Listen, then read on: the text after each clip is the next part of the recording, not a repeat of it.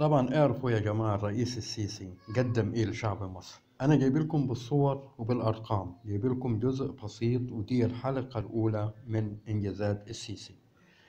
طبعا الرئيس السيسي قدم خلال 8 سنوات العديد والعديد من المشاريع، اهمها انجاز الرئيس السيسي 3400 منظومة مدرعة، 930 ألف جندي قوة الجيش المصري، تدريب وصيانة وكله.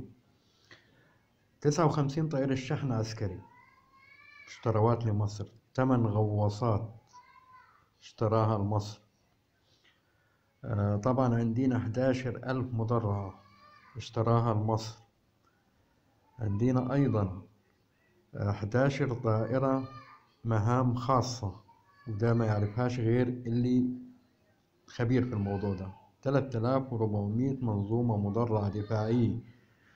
طبعا عندنا أيضا 16 سفينة مقاتلة، ده كله اشتراه لمصر خلال الفترة 8 سنوات. إنشاء العاصمة الإدارية الجديدة، طبعا دي جات غير موضوعنا ولكن ليها موضوع آخر. مبادرة حياة كريم 103 مليار جنيه لتحسين حياة الفئات الأكثر احتياجا في المجتمع.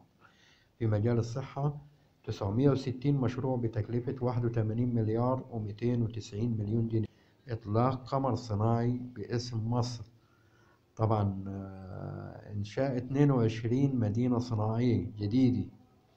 أيضا عندنا من إنجازات الرئيس السيسي إنشاء 3 محطات توليد كهرباء جديدة على مستوى جمهورية مصر العربية.